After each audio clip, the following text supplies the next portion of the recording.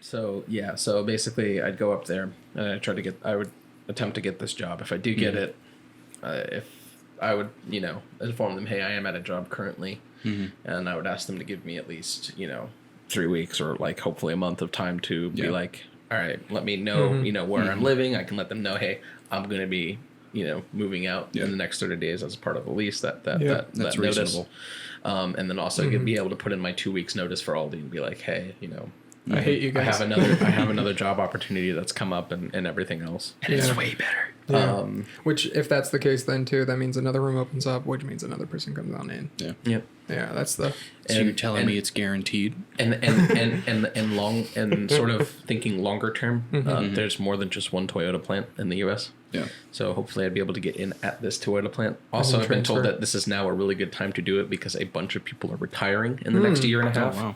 So now is like the time to get in because they're going to need to replace a lot of people and they're going to be looking for people who want to move up. That's actually an interesting point I was thinking of. So if you look at the way births in the U.S. have occurred, it's the baby boomer generation, which we call it that because World War II had just stopped. A bunch of people had babies. Right. It's the baby boom. Then there's a huge dip into Gen X, and then the millennials go up a little bit, and then Gen Z is at the top. What's interesting is the baby boomer generation is on its way out of the workforce, which I think is very interesting, and that's going to pose a lot. I think that's gonna, if this country is not careful with its economic policies, that's going to ruin a lot of things because it's going to open up a lot of jobs that we might not necessarily be able to fulfill. It's going to open, especially some more like top tier jobs, which is going to be interesting. So I kind of look at it more as and this is just more of my biased point of view. I think it's going to open up more job opportunities for people who might be more capable or more knowledgeable about those certain things. No, that's what I'm saying. Especially in terms of like, if we're talking like, specifically like CEO positions and things like that, like having. That's actually more, I think more CEOs are Gen X. Yeah. I don't think any of them are baby boomers. So. Like the big ones, at least. I'm pretty sure. To add on to that point, I could be wrong. I don't know. The workforce and stuff. It's going to put even more of a burden on the socialized section of our government towards that because Social Security is already bankrupt. Yeah, and then you have a bunch of people who are going to want it. Yep. So I just thought that was an interesting thing. That's like in the next few years we're going to see that. Yeah. And that's probably going to be a huge point of talk in like presidential and local elections. Yeah. So I just thought that was an interesting thing. Yeah, that's why my goal is to make enough money that when I retire I can just live off of that. Yeah. Well, that's what most people would like to do. Well, no, I mean that's going to be my plan. I've already started putting quite a bit of money aside for my retirement. At my age now, and it's hopefully with certain job opportunities and things like that. If it works out in my favor, it's gonna only be better. I think they say if you only put away like $10 a week starting at like 25, you will be set for retirement. Yeah. Obviously, that means you have to be consistent with it. But of course, yeah. Put it in like a compounding interest place. Yeah. Yep. Oh yeah, if you're smart with easily get $1 million. Within years. Anyway, welcome to the tax economic corner. We don't have a soundboard to play wacky, crazy clips, but if we did, one of them would be the friggin' frogs are gay. Yeah, something along those lines. Friggin' frogs gay. And it would be the lemons as well. I am Frank Joseph Hall, and welcome to the Blue Eclipse podcast. I am Jeffrey Todd Bassett. I am Zachary Richard Dunkerton. And I'm Tyler D. Spence. Yay! We talked about politics without getting mad at each other, guys. Look at us. Hey, oh my goodness. We might be friends. Might. Dude, I don't know if I'd go that far. Oh, just wait. Chill out for a second. Listen, just wait till November where I'm going to be like, guys, we're talking about politics. I don't care what you think. I'm sorry. I need to get this out. Anyway, welcome to the podcast, everybody. We are in the new studio, as you can tell. We also have a Facebook page and a Twitter page, so please make sure to like that. We also have audio podcasts in case this video podcast is just leaving you wanting a little bit more, but you need to also be on the go.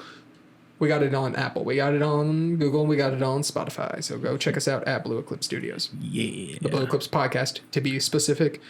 Mystery. I was going to say Mr. Jeffrey. Oh. I went mystery. Jeff, you have a topic for us. Do you want to introduce it?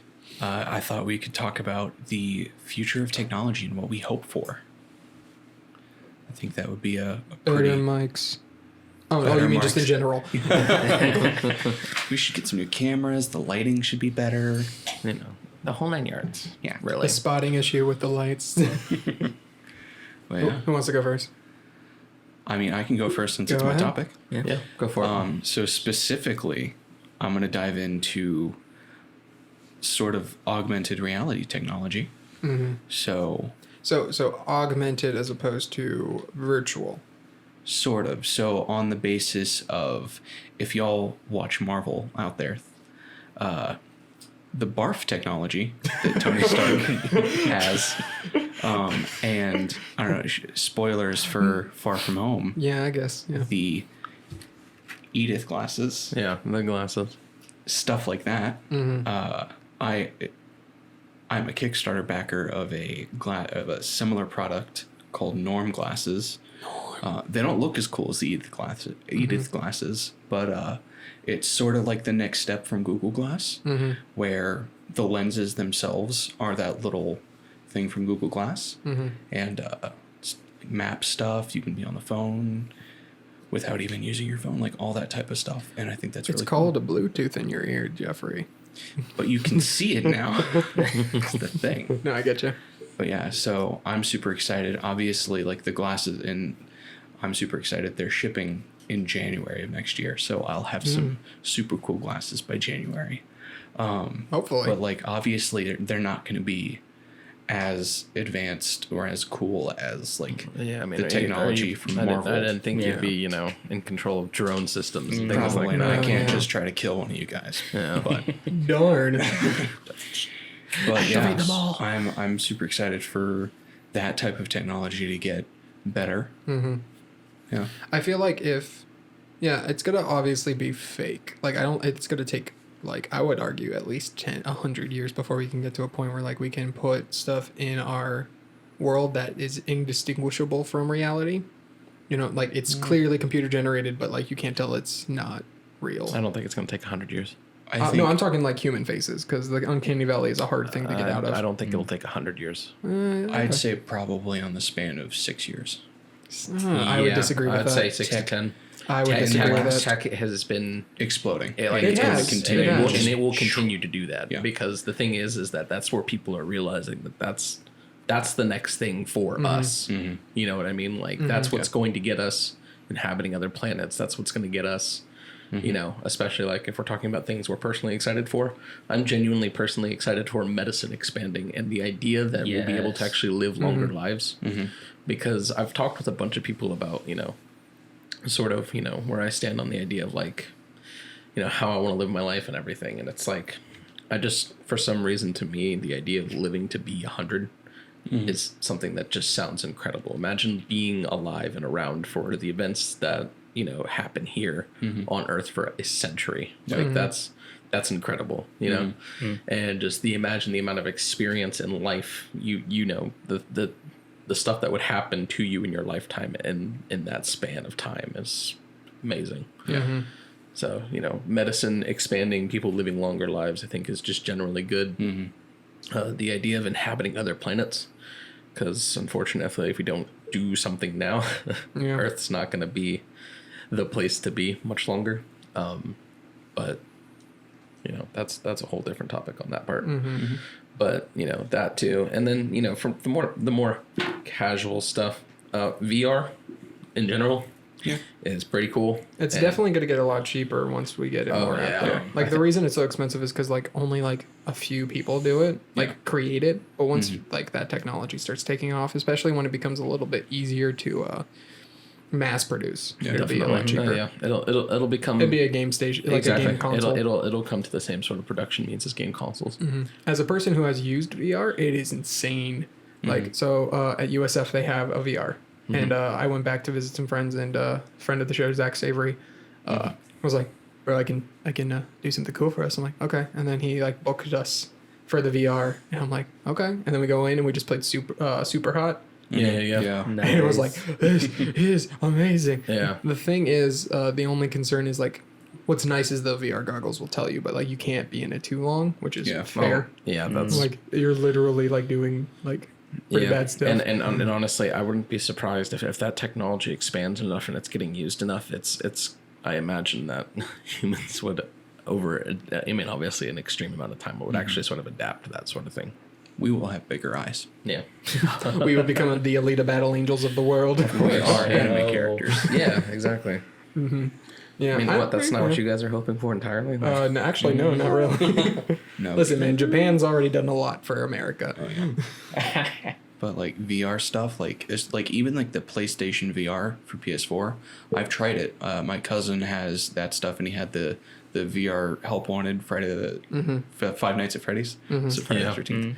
I played it. It is incredible, and I was so happy that it did not make me sick. Yeah. Because I know there are quite a few people in my family who have like put it on and they're like, "Oh, can't do this anymore." I've known people who get motion sick, not even from VR, just from like From just video games in general. Yeah. Mainly first-person shooters. I could see why. Because there's a lot of like when I was younger, I used to always go across the street and I'd go over to my friend's house and we would play Call of Duty Modern Warfare 2, and their dad, he would have us all like we would play multiplayer, but we wouldn't play online. We'd just play against each other. Yeah.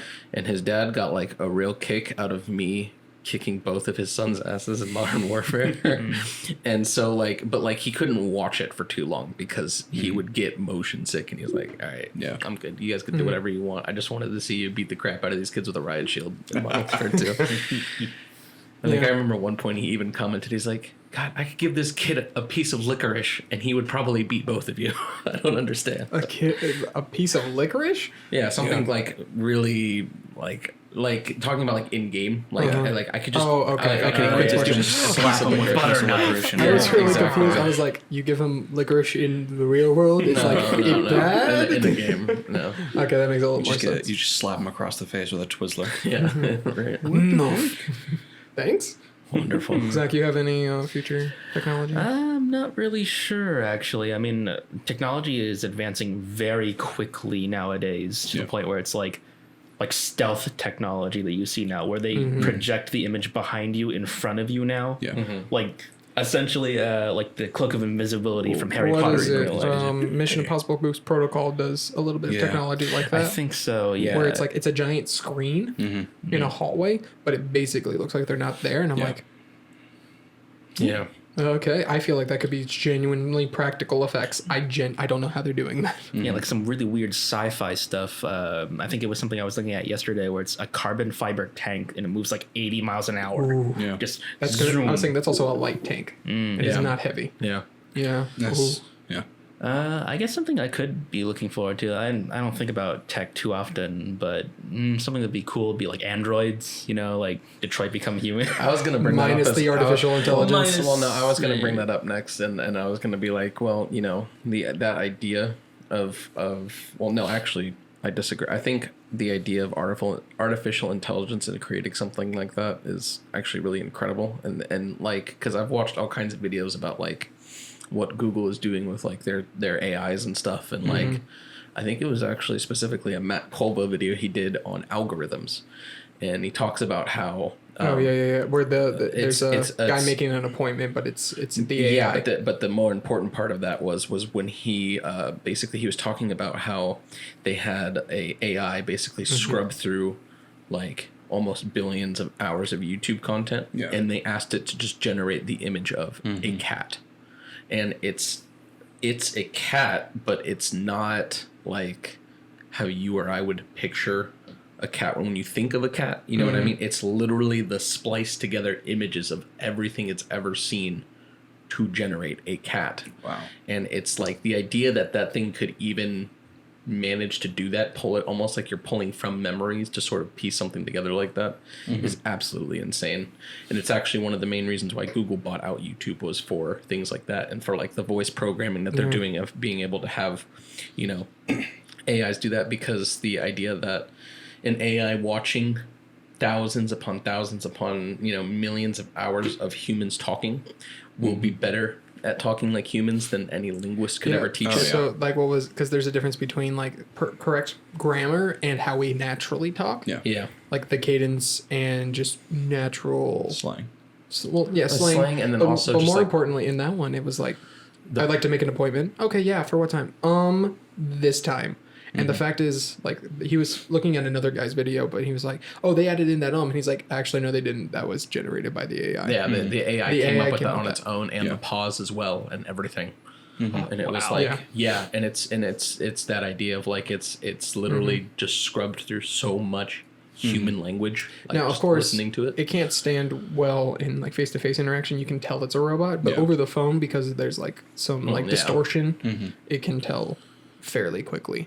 Yeah. Yeah, I think what's interesting is, from a technology standpoint, is the fact that if we're not careful, we're going to run out of literal space.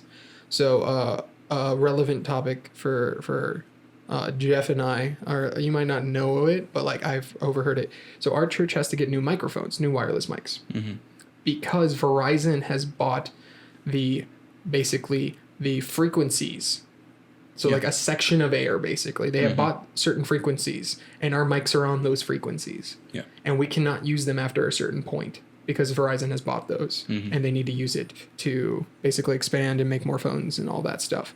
Yep. Like we're gonna reach a point where like eventually we won't have enough frequencies to do stuff like that. You know, we won't like literally be like, all right, all wireless microphones are on these 5 frequencies, which it, by the way, is bad because if you're on multiple frequencies, then it makes it a lot easier for people to hack and to do stuff like that. Now, granted, a wireless mic in like an auditorium is not necessarily the worst thing, and most people aren't going to hack that. Well, obviously, yeah, but In you got to re- think in- about the implications of where a wireless mic could be for anything, even if they're all Exactly, 'cause attached to then- those specific frequencies. Let's say, for example, someone just drives by and happens to have a wireless mic, and it happens to get in the same frequency. So then someone's giving any speech, and then you just hear, "Yeah, but she got it coming to her," and it's like, "Wait, what?" It's like, "What? Who did you say that?" Like, so I think that's an interesting point, is that there's like certain things we don't think about when it comes to the expansive technology that are going to affect the growth of it.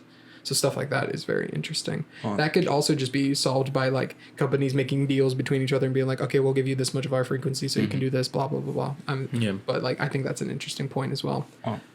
Oh, sorry. I Go was going to ahead. say, on that topic, that specific topic about the frequencies, I think it's more likely that before we run out of frequencies in that sort of scenario, I think there will be a new type of technology that takes over that. It might be, yeah. I could see something like that making the size of frequencies smaller somehow, like maybe like the space between them, so it's like 5 frequencies in the span of one, kind of a deal. That's possible. Or just I could see that. or just something different. completely different. Well, and I think the people who are working on that, they're going to be very, very wealthy. Oh, yeah. Because that second that technology is made, they're going to be like, "Thank you, sir. We would like all of it." It's like, of course you It's would. just like and that's the idea for like a lot of people jumping on those sort of things and then just becoming vastly rich off of it. Like I remember a couple of years back when I was living in Orlando, one of the dudes that I lived with, he was really into drone technology, and he had a company where he would fly drones and take pictures of areas for different companies. Yeah. You know, like they wanted really beautiful overland shots or whatever. But then he was talking about how Amazon had an entire department actually already staffed but like it wasn't actually filled with positions yet for as soon as they were able to create the technology for drone delivery to have an entire department already ready to be paid for and everything as soon as that technology broke through. Which is funny because they've already done testings of drone delivery, and obviously there is a lot of bugs in it because drones are drones. But once we get to the point where we can have Tony Stark level drones, that's what they're going to do. Because then, fun fact, you know what that means? Less people having to drive. We can get our stuff faster. You know, stuff like that.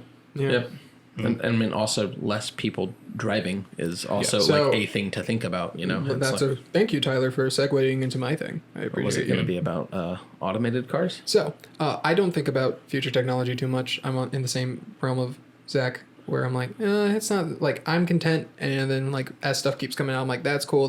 Ooh, I actually like that. The one thing I'm actually okay with is self-driving cars.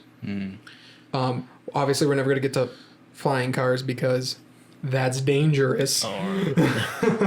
That's super dangerous. I mean, Tons of metal flying at you could make the argument for self-driving cars being extremely dangerous, and I've even heard arguments of like the philosophical like because like they can be hacked and stuff like that. They Is can that be what sort you're of going that. with? They can glitch out. It's not and only that, just- but it's also like, you know, all right, Yeah. one bug in the system, and that could cause some extreme hazards. That is fair, but at the same, so like Google's already done like a lot of testing, and like every single crash that their automated cars have gotten into was driver error of the other car. Well, which I think is very interesting. Yeah. So obviously, the hope would be that they can they would probably have technicians in charge of like making sure that the system software is up constantly. Yeah.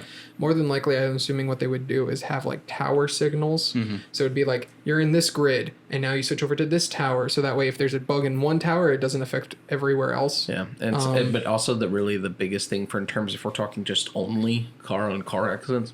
Eventually, that problem would be solved when you just get rid of people driving. No, that's what I'm actually looking forward to is the human error aspect, because then, well, stoplights and street stop signs are like more automated. So it's like this car can just be like, all right, there is this car coming at this rate and this car coming at this rate. Let's all slightly adjust so that we can all just without having to stop, and it'll technically make everyone getting there faster. Obviously, for some people, they're going to be mad that the car is going so slow. I, as a person who thinks you should follow the speed limit, am okay with this. But also the speed limit, the point of it is for safety. Yeah. So it's possible they could raise speed limits because of automated cars too. That is quite a possibility. Yeah. As soon as, and this is going to take a long time. Oh, yeah, definitely. It's going to be really expensive because you can't just have a few people on the road driving their own cars. No, it has to be everybody car on the road is automated. Yeah.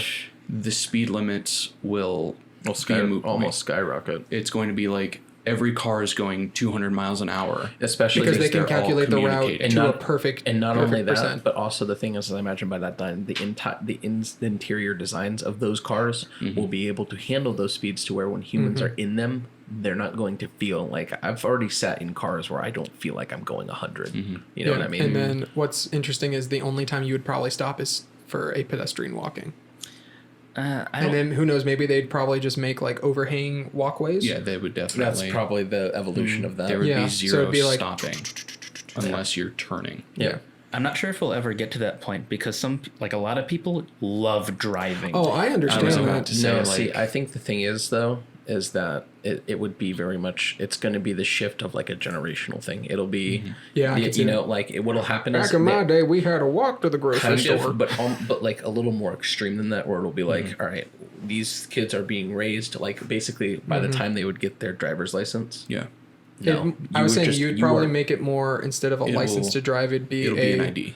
It'd be ID, but also it'd be like you understand the repair skills. Instead of driving, it would be a class on maintenance, basically. Oh, I would assume. It would literally be, you no longer have a driver's license. You have an ID for things you need an ID for. Yep. You can be you could be a baby. Your parents put you in the car ships you to your grandmother's house. That is a possibility. Yeah. And that's also a good point too, is would we still own cars? I mean, obviously car sharing is already a thing in some regards, but like that would make car sharing even more plausible. Yep. Things like Ubering is even better because it's like, I don't have to worry about the fact that I'm intoxicated. And so like in that regard, there's less drunk driving. Yeah. Preferably zero drunk driving. Yeah. The issue is that a lot of self-driving cars still have a forced functionality. So you'd have to probably have some sort of breathalyzer or something to indicate that the person is of sober mind. Yeah. And so that enough way, to where they won't attempt to tamper with the inside of the car. Because you could just slam the brakes otherwise, and so they might be like, you can't slam the brakes unless you've taken this. Well, as soon as it's 100% automated, it's going to be like there's a touchscreen. There's not going to be a steering wheel. There's not going to be gas pedals, brake pedals, or anything. I would imagine at that point people aren't owning cars. Yeah, it would be maybe you're probably like renting it or something. Not even. I would just say it's. I need a car. If we're talking about if we're talking like extreme theoreticals, like it's almost like you just said, like an app. It's like a.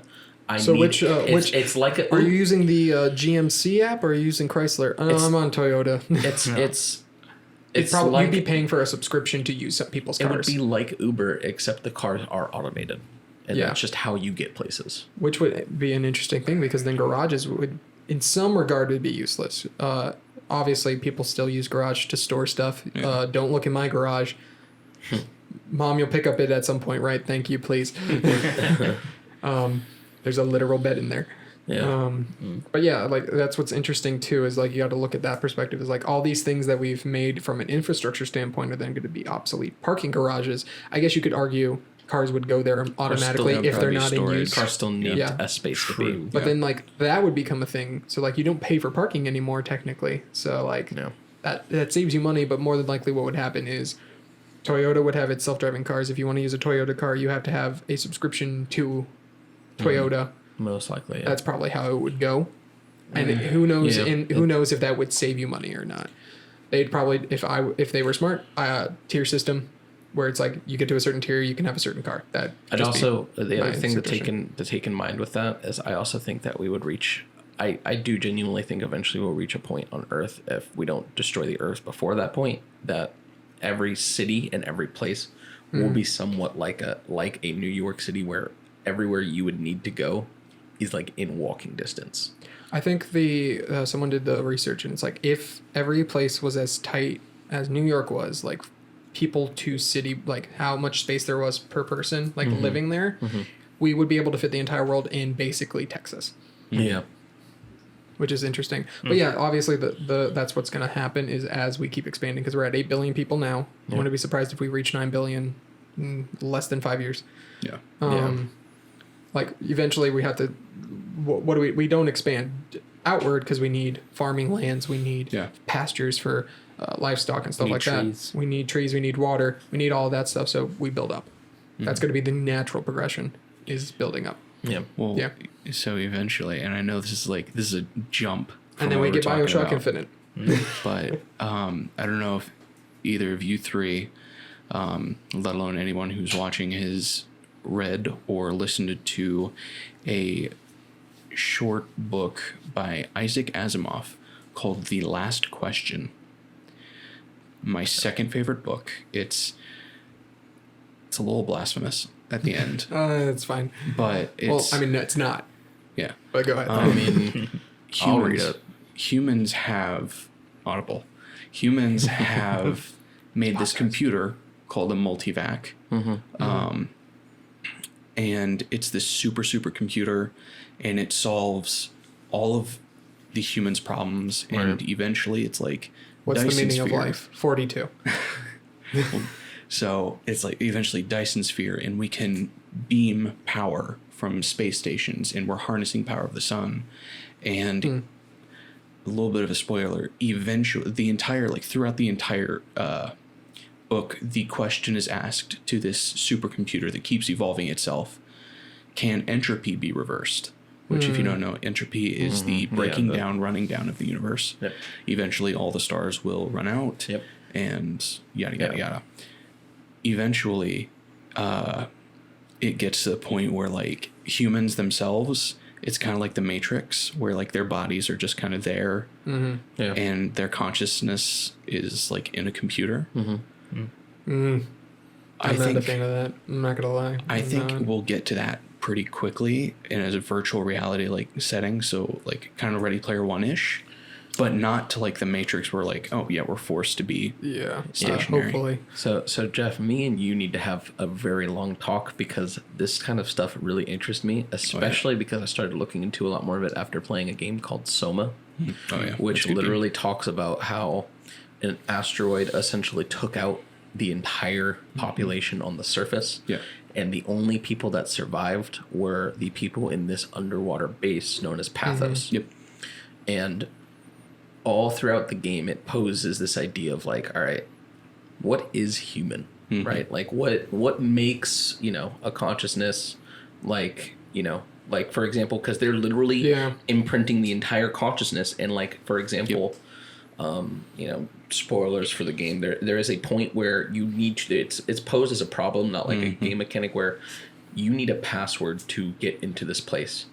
And the person that you've been working with this whole time does happen to have that consciousness because they were all after the wipeout of the surface.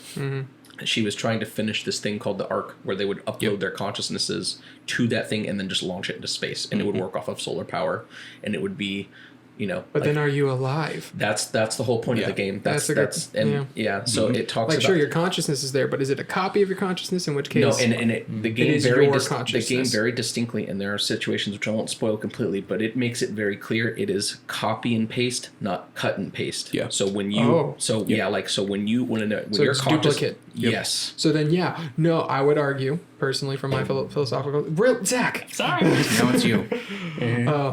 From my philosophical standpoint, that is a copy and not the real thing. Well, no, but that's the thing though, is because there's certain things that happen. Copy, right? Like you start. Yeah. No, it is literally you. It is your exact consciousness. Copy. Like from the moment your brain is scanned into the system, because the way it's posed is the main character. He has this brain hemorrhage, and the way they do it back when he's in Toronto before his conscious gets uploaded to this thing is is because he has this brain damage. And so the idea is that they will take this consciousness and they'll essentially just load it through with a bunch of stimuli to figure out what can help you. Yep. Like literally use it as a way to find out what's the cure to your problem. Because instead of working on the actual you and something failing, we just boot up a consciousness of you, an exact image of you, and we just bombard it with stimuli. So the reason why he ends up on the thing is because he is a legacy scan. This guy doesn't realize what he's creating at the time.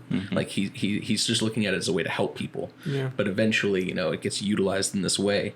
And so what happens is people get so desperate down at the bottom of the ocean after the entire world's wiped out.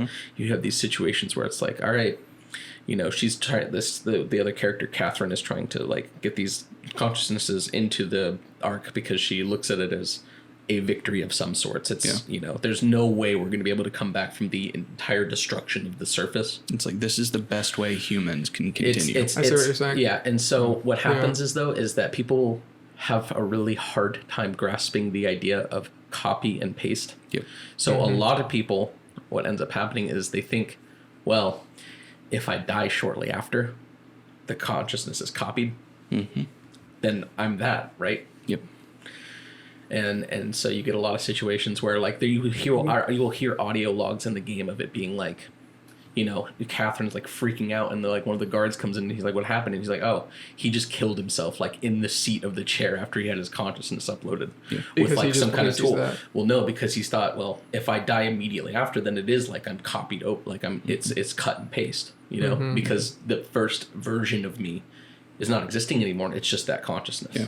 But and then is that you? And that's the whole pose of the And there's some really crazy twists in the game that really bring up to it. And like I said, I really like that idea and talking about that idea and thinking about it.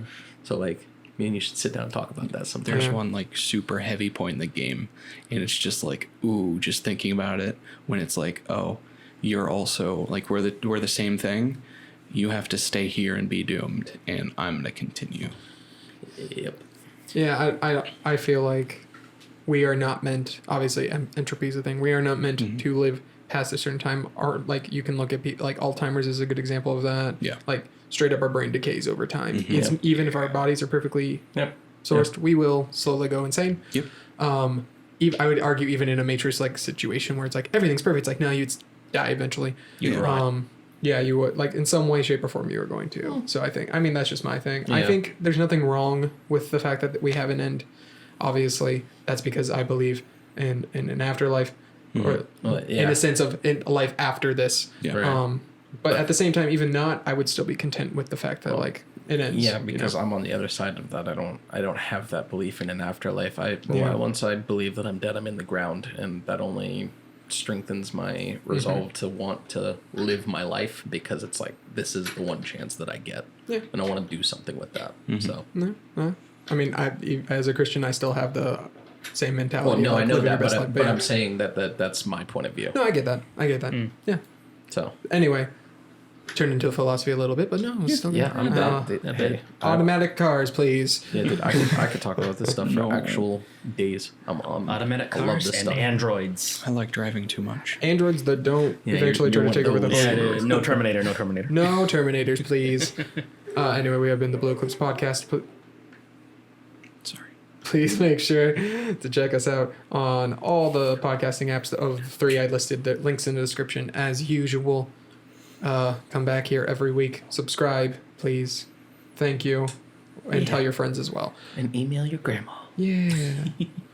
I don't know if your grandma's gonna get technology. Well, but maybe not this one, but like some other content. Your grandkid? Sure. Who knows? Maybe you've somehow stumbled across it in that way. Maybe. Anyway, we have been the Blue Eclipse Podcast. Thank you so much, and we will see you next time. Or will we be automatically?